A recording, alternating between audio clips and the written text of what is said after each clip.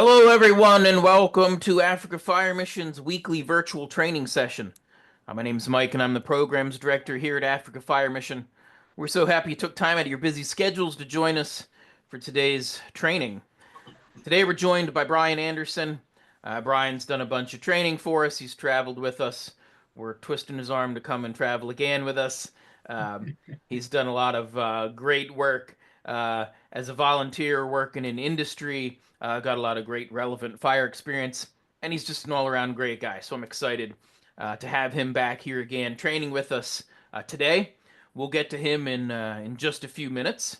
But first, I'm going to pass things over to Africa Fire Mission's Fire Safety Officer, Jose Njiri, and he's going to get us started with a few words of encouragement.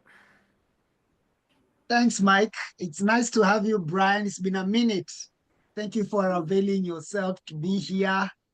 And you, the firefighter across the world, this commitment and dedication will changes lives. Not only changes lives, but also changes you as a person. I was just looking at uh, you as a leader in the firehouse. Leadership isn't about waiting for permission. What do I mean by that? It's about stepping up even when no one is watching. Challenges will come, but momentum is fueled by discipline and purpose. It's very important to know that. So you need to set small daily goals, things like running drills in the firehouse, inspecting equipment in your county or your town, engage in fire prevention talks. Like today in the morning, I actually went to two schools, and one of the schools were is a kindergarten, and these kindergarteners are from 3-year-olds to 7-year-olds. So you can imagine they just have like 7 minutes of focus, you know. And you know what? For you to get the fear out, pair up, hold each other accountable, and celebrate small wins. Remember, every drill you conduct, every fire safety tip you share is a potential life saved. So stay committed, take initiative, and let your passion lead the way. You are the difference between chaos and safety. Thanks a lot, guys. Back to you, Chief Mike. Thank you, Jose. We really appreciate all the work that you do to promote fire safety, not only in Kenya, but throughout all of Africa. So thank you for joining us today. Before we get started with today's training, let me just touch on a few quick administrative notes. If you stick around for at least 70% of today's training, which is usually about 40 or 45 minutes, we'll get you a certificate of participation for today's training. If you are sharing your screen with some other people, like I see a couple guys from Saudi doing that right now, be sure to drop me an email with those guys' names. I'll get them their certificate of participation as well. And I'll drop into the chat where you can do that. Uh, if you don't stick around for enough time, or you get cut off, or you don't have enough bundles available right now, no need to worry. Go visit the Africa Fire Mission website. Go to Google, search for Africa Fire Mission, or just go to www.africafiremission.org. There you'll find some tabs either on the top or the side of the screen.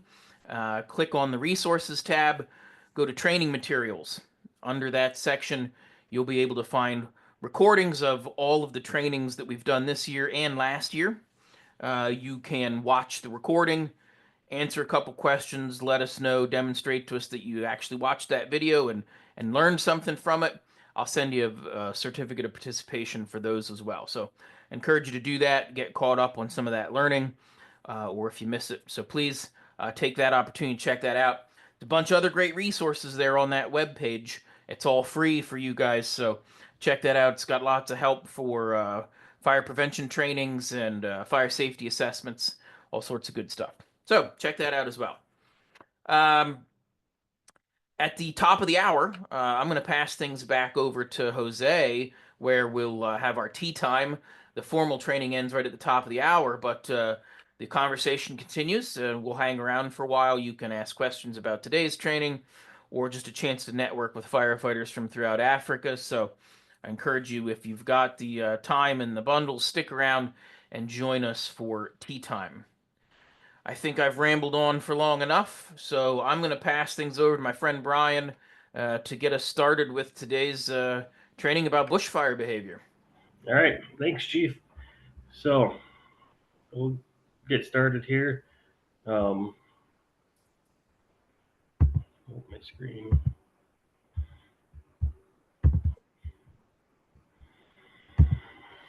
So like Chief said, we're going to talk about wildland or bushfire behavior. Um, this could be a very lengthy multi-day course. So we're going to condense it down to an hour. There's specialized courses that for the American Fire Service that literally take days to just talk about the weather part of it, right? So my name is Brian Andersen. I started firefighting in 2004 in Shelby, Iowa, volunteer department. Since then, I started as a cadet. I was fire chief for Shelby for a few years before I moved to North Dakota. And I've been at really every rank in between, both on as a career firefighter and a volunteer firefighter. I currently serve as a volunteer firefighter for Belva, North Dakota, here in the United States. And my full-time job is safety coordinator for the oil fields in North Dakota. I have a master's degree of Homeland Security and Emergency Management and a bachelor's of Fire Science, along with a whole list of other certifications, firefighter 1, 2, and hazmat, and all that other stuff. I started with Africa Fire Mission in 2019 as an instructor, and really enjoy it. I try to help us out as much as I can. So to begin with, we're going to come back to the terminology a lot. We So can't we're going see to start your with screen share there, Brian. Oh no.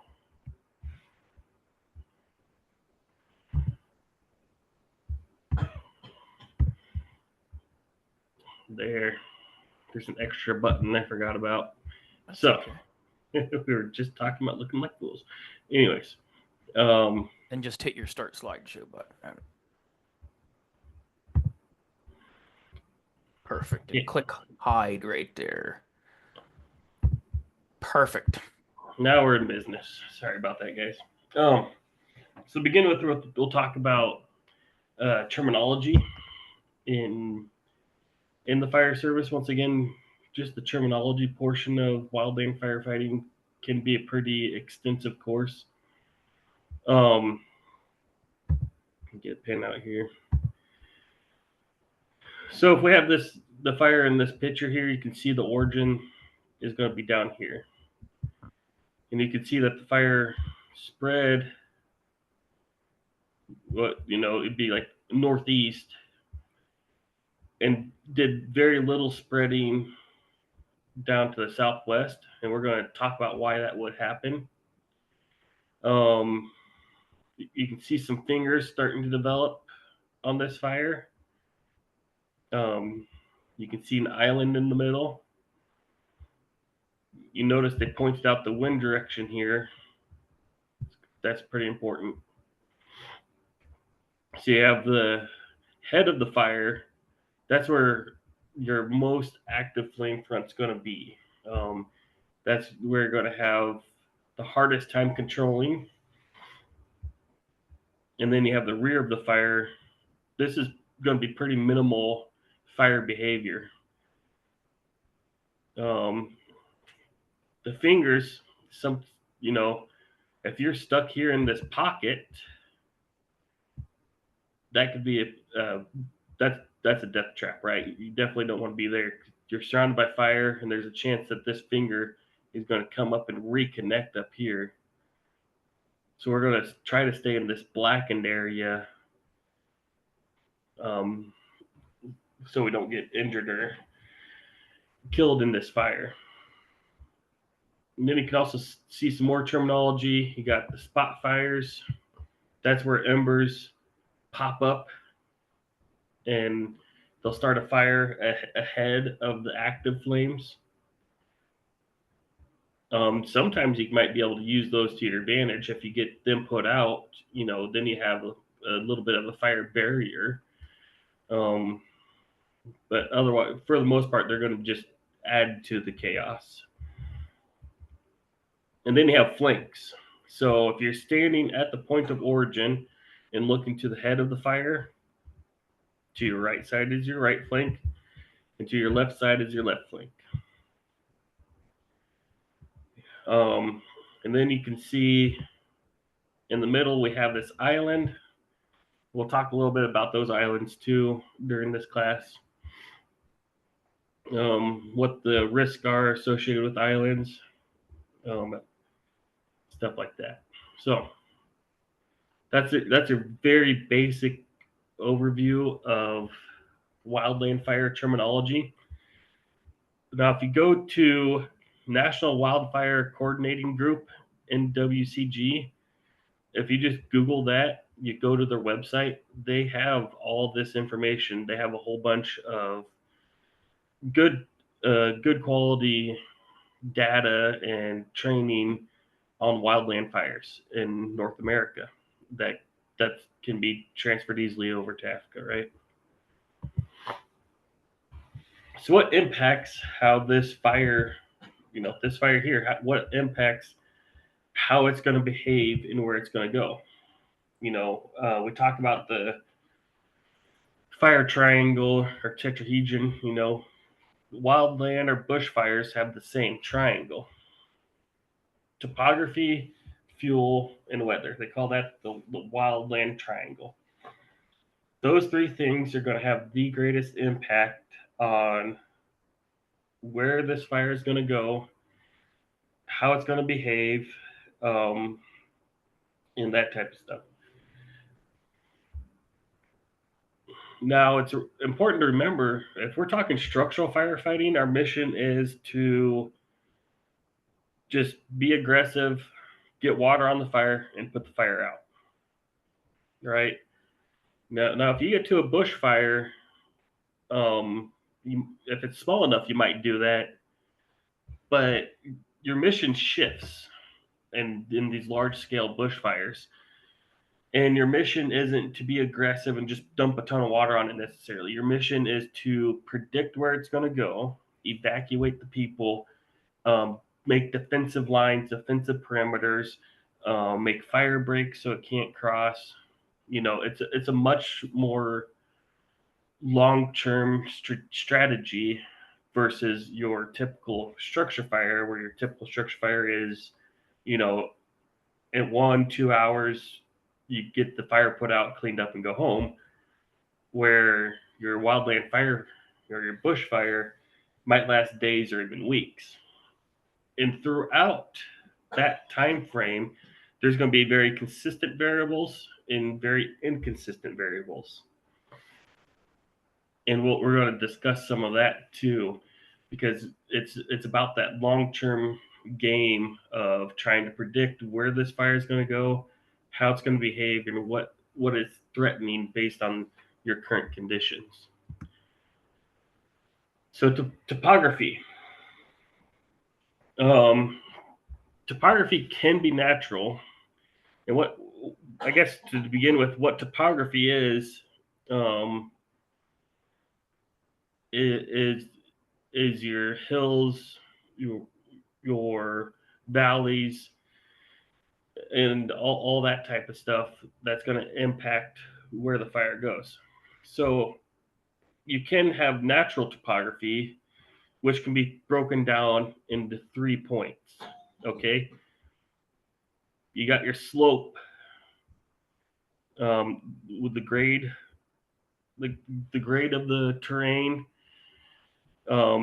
Your slope's going to impact where the winds are going, how the fuel is going to be preheated before it catches on fire. You got your aspect. Your aspect is your cardinal direction of the slopes. So if you have a south slope or a west slope, they're exposed to the most sunlight and the most intense sunlight.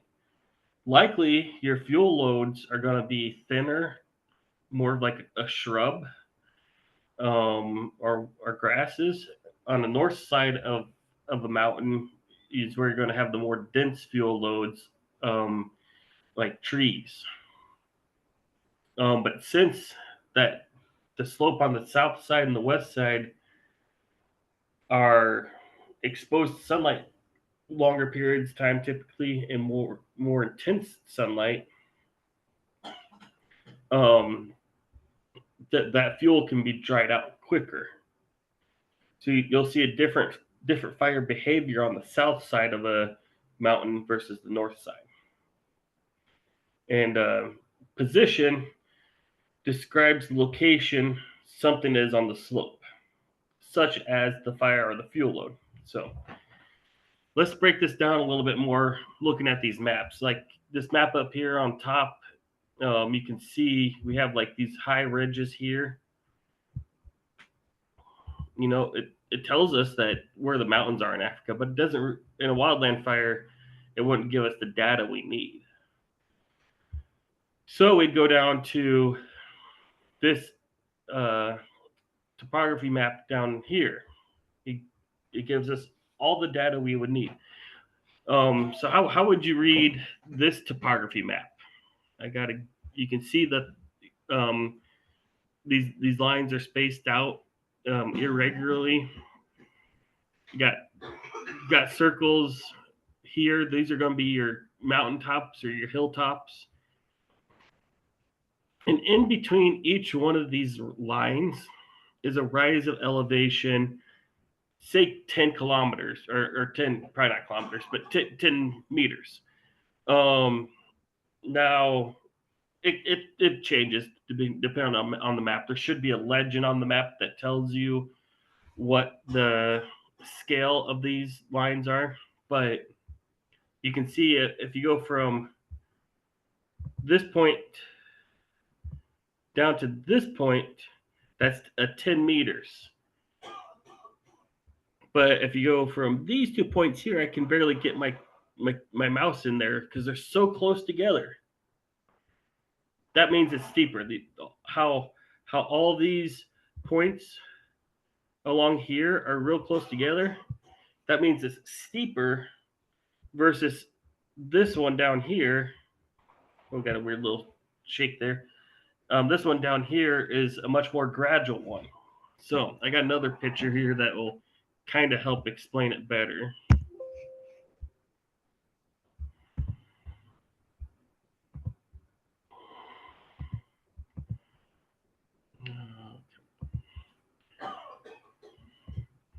So this is a topography map, right?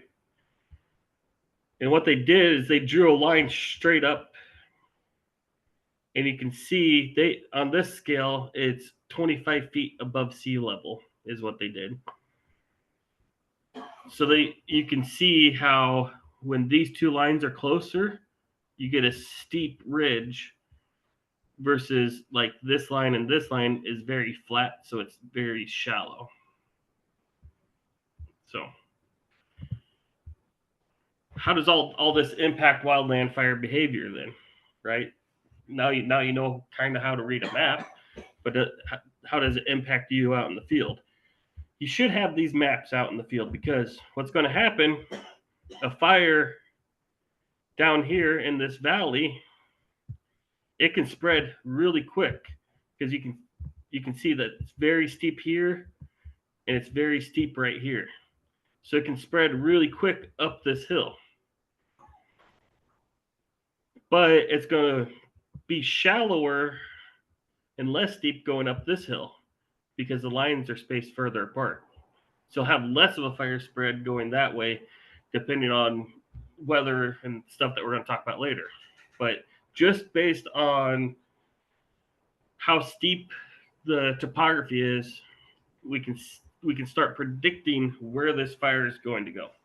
And like I said, with a bushfire, you're typically going to be playing a long-term game that's several hours or several shifts even and you need to start looking at predicting where this goes.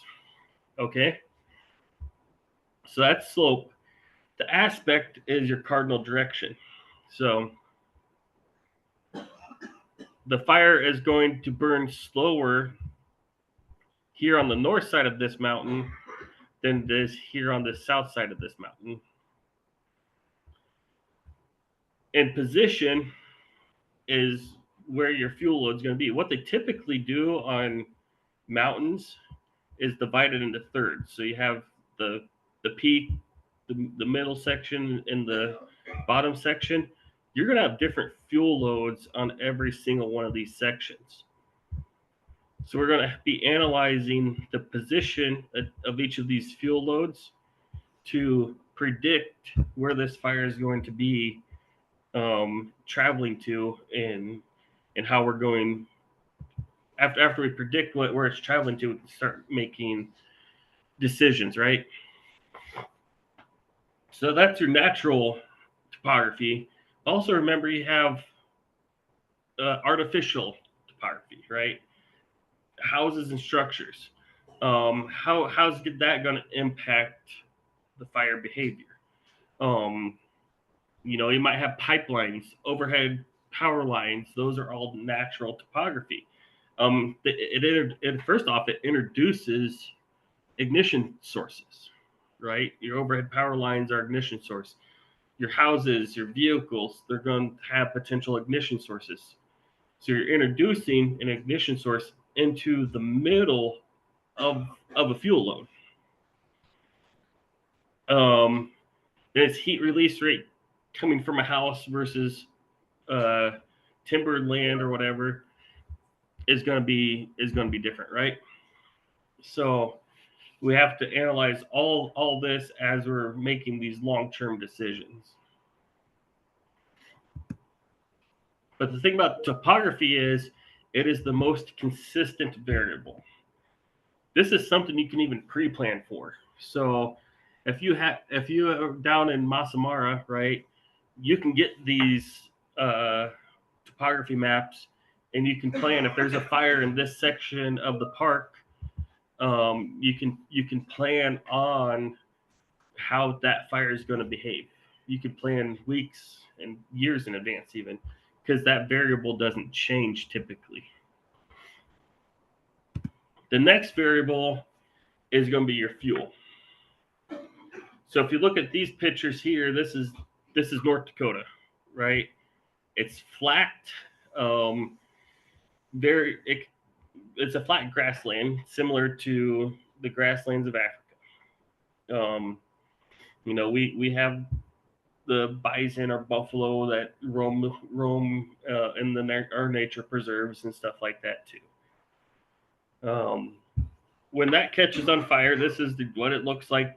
This bottom picture is what it looks like when it catches on fire. It's a very fast-moving fire. That leads to difficulties trying to get ahead of it and contain it, right? But the thing about this type of fuel load, it's thin, but it changes to moisture level very quickly. So if you knock that down with a hose stream, it's basically put out the very first time you go over it. Where if you're in some sort of timbered land, like we see out with our firefighters out in western United States, where they're fighting bush or even trees that are on fire, it takes a long time. They can't just run a hose line over it quick and the fire goes out. If they did that, they'd have to dump a lot of water on every single tree out there. So what is a fuel type? A fuel type is an identifiable association of fuel elements of distinctive species, form, size, arrangement, or other characteristics that cause a predictable rate of fire spread or resistance to fire control under specified weather conditions. So, like I said, when you're talking bushfires, you're talking long term, right? So this predictive rate of fire spread, that is going to be important when it comes to your long-term strategies. We're starting to build on top of each other, right? So if we look at the topography, and we know that it based on the topography, the fire is going to spread this way, this fast. Now we add the fuel load on top of that topography, and we're starting to figure out where we need to do our evacuation zones, where we need to stage fire trucks, and elements like that. So officially, there's 6 type of fuel loads: your grass shrub, timber litter, and understory. But you see a 7th one down here that we'll get to in a little bit. So let's just stick with your grass. Your grass is going to be what you see in these pictures on the left. That's what we deal with the most in North Dakota, right? It's just grass. It might be wheat or some sort of crop also, right? Your shrubs are just uh, more of a, I don't know, kind of a bush. Everyone knows what a shrub is. And then the grass shrub fuel load is when you combine the two. Now, timber litter is going to be your, the pine needles and the leaves and the twigs that are broken off, all that stuff underneath on the floor of the forest. And your timber understory would be if the trees are actually starting to catch on fire. So you can start predicting your fuel load based on that, because your grass, if you get a day where there's no humidity and the sun is out, that's going to dry out just like that. And it's going to be real susceptible to fuel, or real susceptible to fire ignition. Now, if you get into a timber area, if you have a non-humid day with a high intense UV index, you're not going to dry out a timber that quickly, right? Because it's thicker in diameter stuff.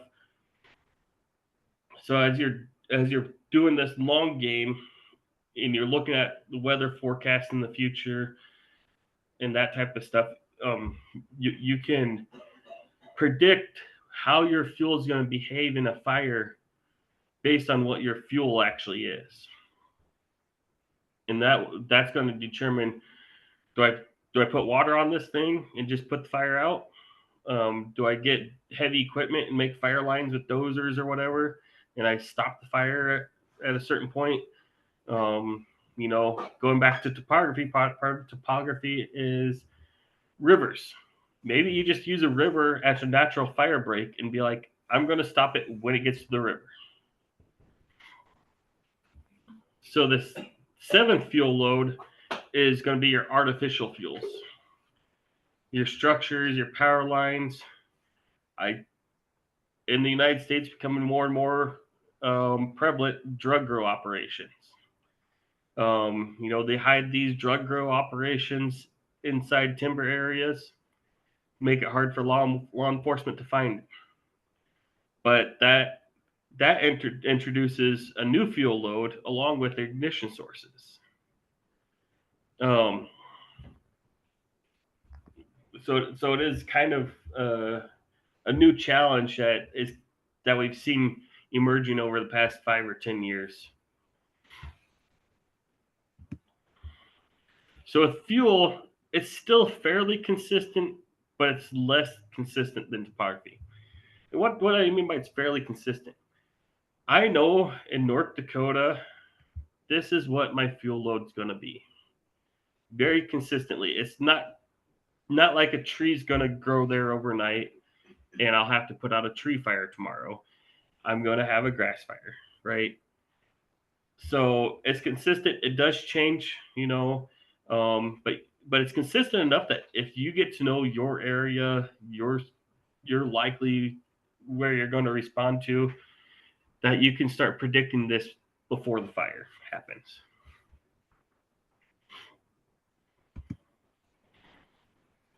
Now, your weather is going to be your inconsistent variable, right? So what impacts the weather the most?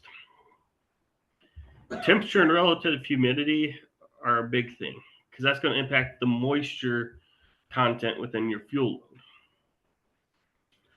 Higher temperatures can absorb more moisture. Where do they get that moisture from?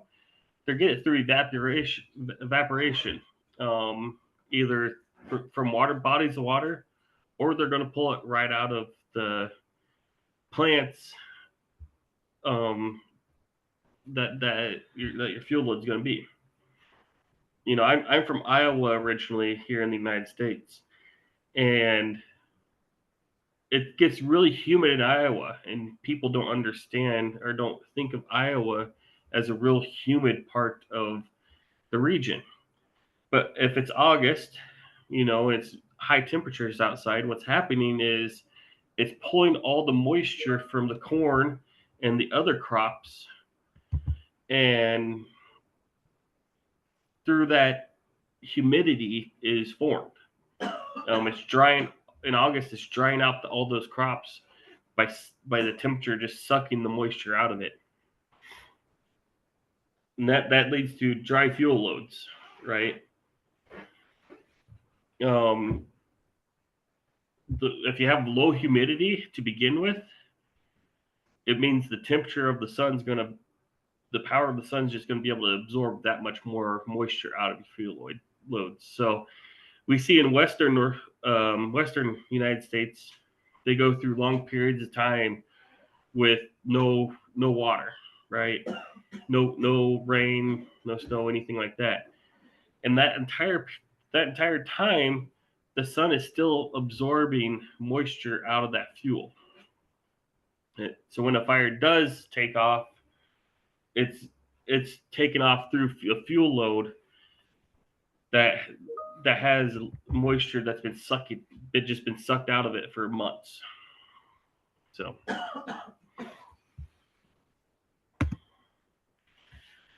the biggest thing about temperature is the wind, or about weather, I'm sorry, is the wind. So there's two different types of winds we need to, well, in a small summary, there's two different types of winds that we need to talk about. Your general wind is your large scale winds that are in the upper and the middle atmosphere. They're what's responsible for your high and low pressure system. Not what's responsible for it, but they are a result of your high pressure systems and your low pressure systems. Okay, so when you're flying in an airplane, these are the type of winds that your pilots are going to want to know, because they're going to either have to let the wind help them out or battle the wind, depending on what direction you're going. Your jet stream, we hear a lot about the jet stream. That is all part of these general level, high level winds. Okay. Now your local winds, this is what you and I deal with every day.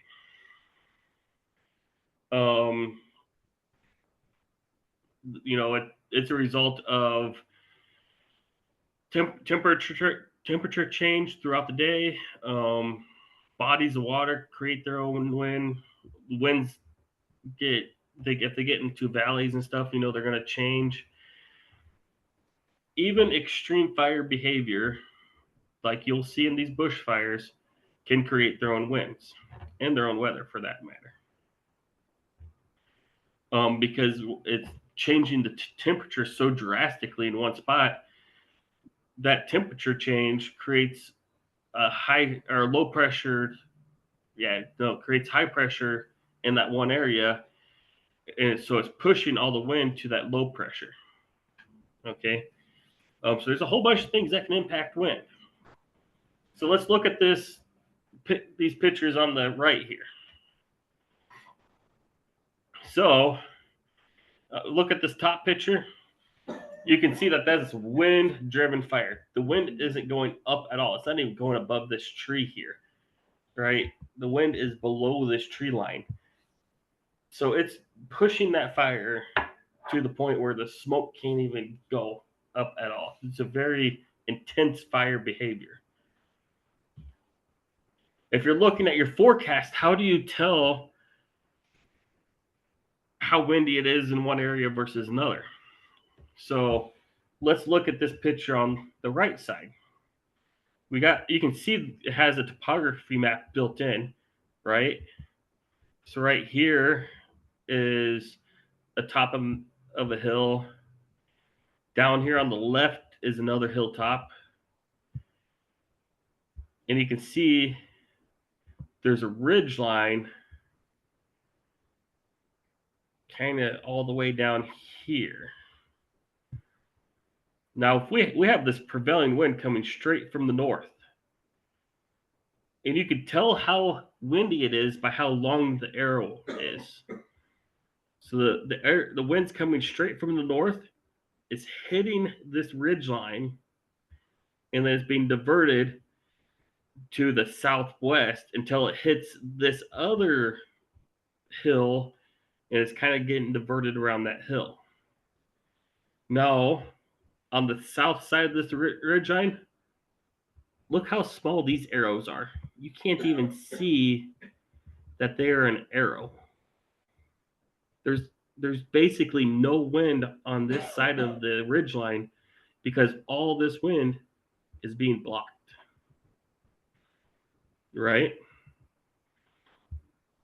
But then if you look down here, where in between the two hills, you'd have a valley. And you can start seeing that this is where the wind is going to act really funky, because you have wind going in what would be the opposite direction.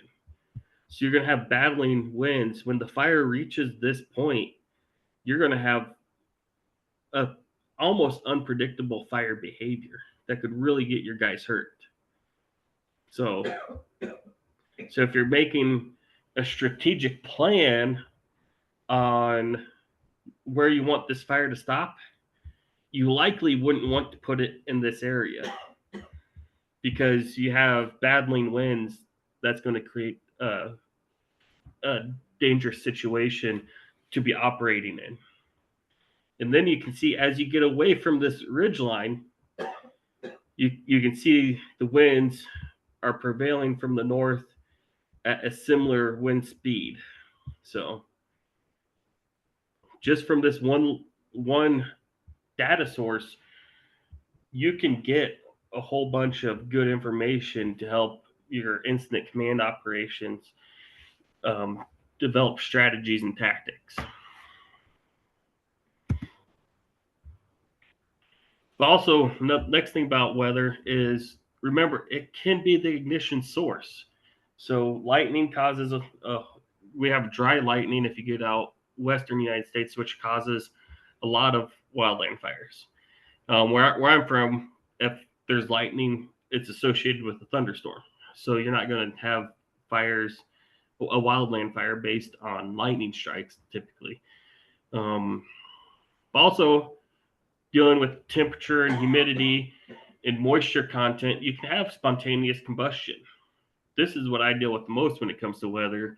Is we have farmers, they store all their hay for the winter for their livestock, right?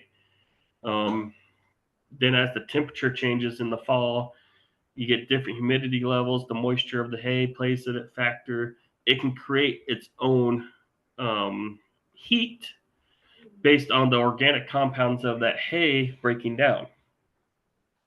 And that heat can create your ignition source. So, like I said, it's least consistent variable, and it can change multiple times during a fire.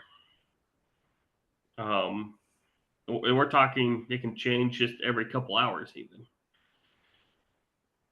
So as you are at this fire, if you're at command level and stuff, this is something you have to pay attention to. If you have a good dispatch center, they can put notifications and remind you every 2 hours to check the weather.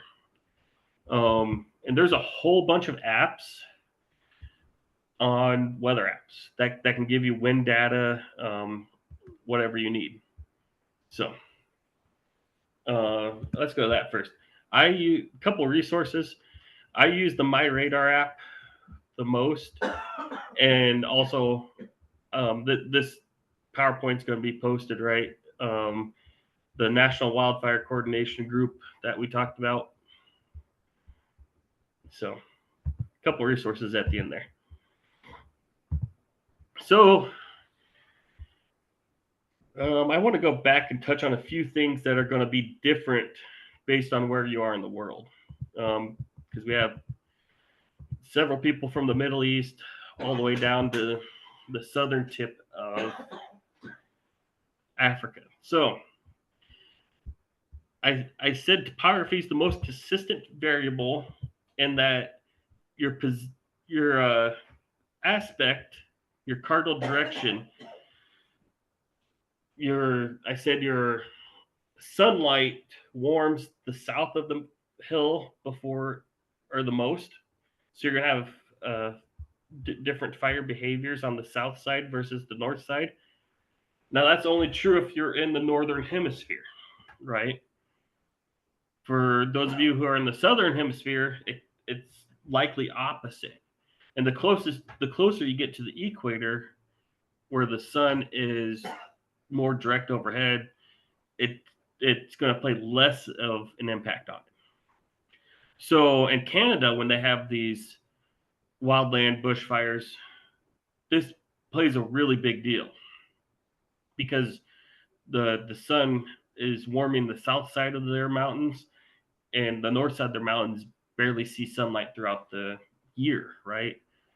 But as you get closer to the equator, I'm sure like Masamara area, like it's going to be less of an impact on the fire. There still could be an impact, so it's worth knowing, but less of an impact.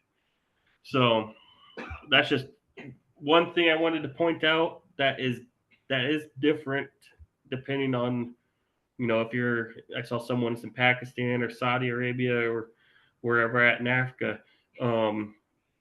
That is one thing that's going to be slightly different since we have such a diverse audience now. So we'll go back to the quick review. Well, no, there's one other thing that I want to talk about. Sorry about that. Let's go back to this. Now that we have the knowledge behind us, if we have a fire start here, you can see the wind directions going here, and it's going at a pretty good clip, right? Pretty high wind speeds, because if it was a lower wind speed, this would be a wider fire, but it's traveling real fast like this. So we talked about how fuel loads are going to impact how this fire travels. So what are some reasons we can end up with these fingers? In my case, I see a lot of grassland type fires. Now, if there's random trees right here and grass on both sides, that fire is going to go and start its own little finger around these trees. Eventually, these trees will burn, but not near as fast. So the fuel load might be different right here in the pocket of the fire. I said these islands can be dangerous and can get you in trouble.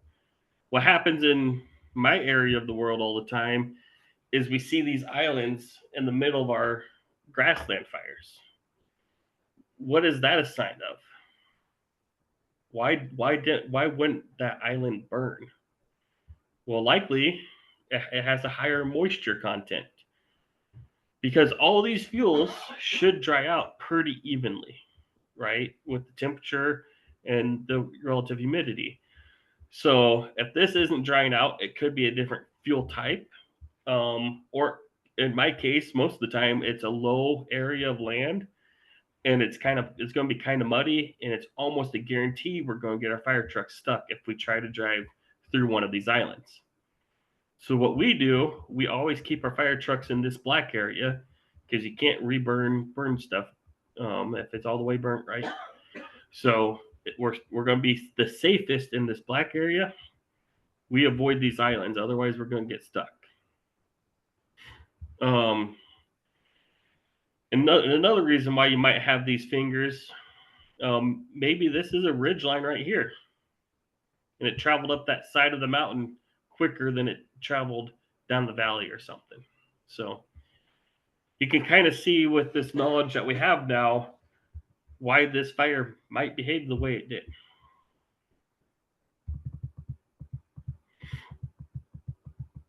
So, little review. There's three main things that impact wildland and bushfires: your topography, your fuel, and your weather.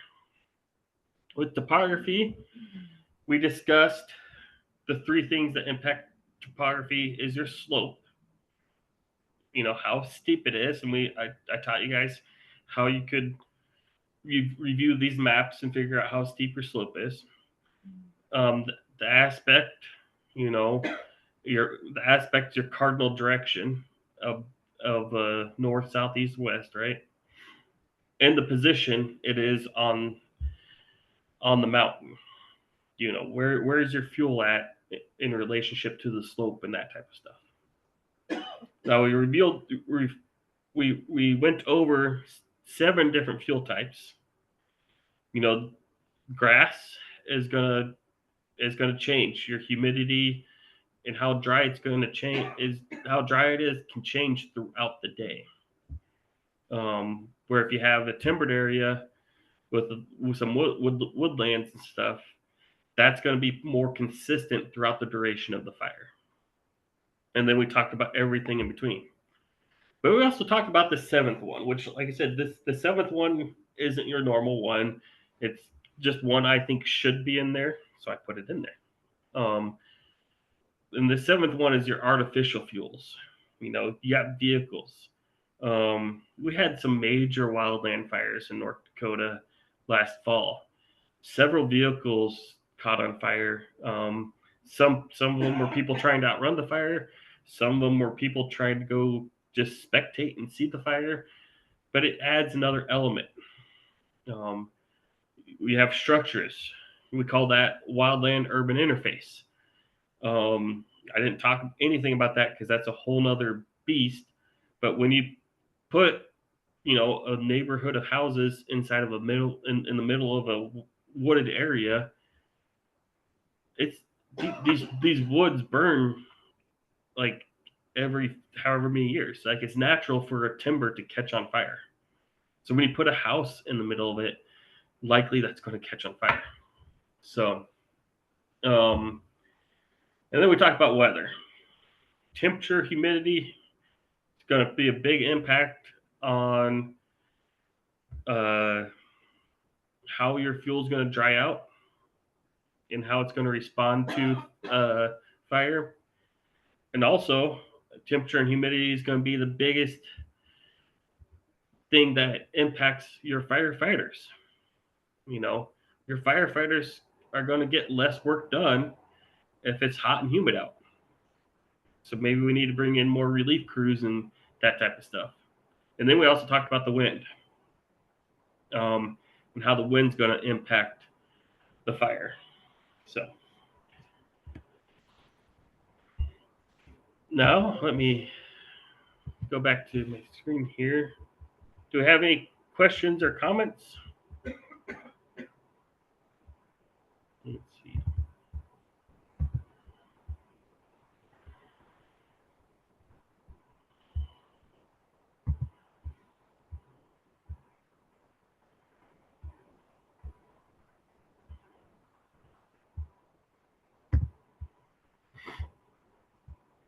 So I wanted to leave a few minutes open. Last time I didn't. So I wanted to leave a few minutes open. What kind of questions do you guys have?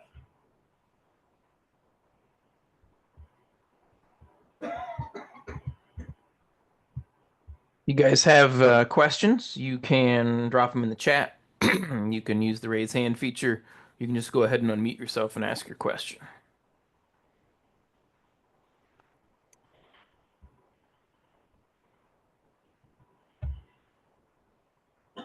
And like I said, this is just a broad overview. You could have a day-long class just on wind. and the different types of wind and how it's going to impact. Or you could have a few days just on topography, and you learn about your saddles and your buttes and your valleys and those type of terrain features. So just to give you a little overview of what's happening, but I encourage you to go to those resources, that NWCG website that has a lot of information on there and some more training you guys can do.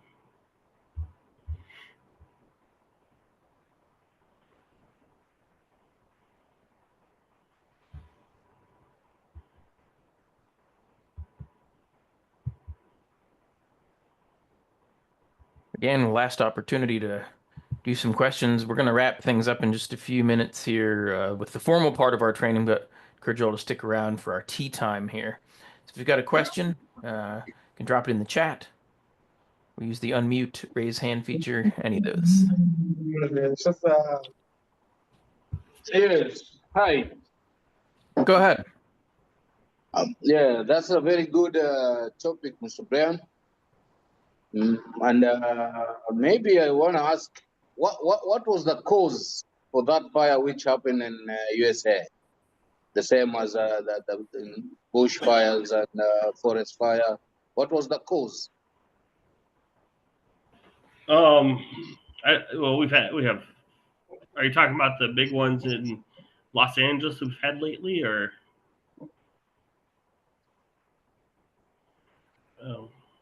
I don't know if I've heard any particular cause on those yet. I think at one time they were saying potential power lines. The larger fires we had this fall in North Dakota were power lines. It just gets real windy, and the wind snaps these power lines, and as soon as they touch the ground, they spark, and off to the races the fire goes. So we also have a lot of fires from machinery. Farmers out in the field and their machinery start the fire.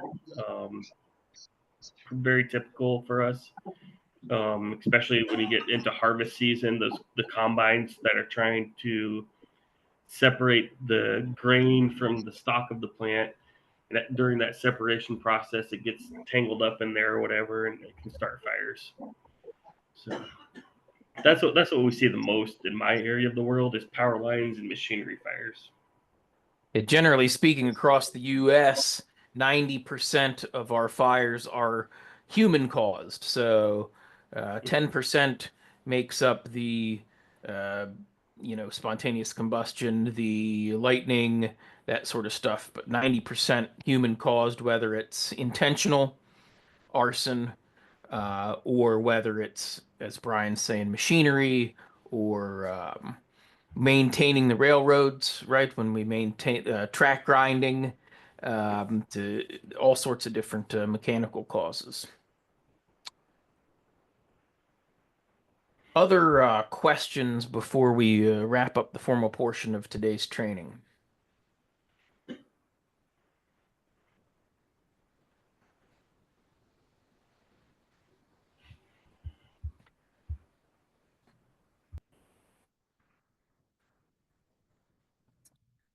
All right, very good.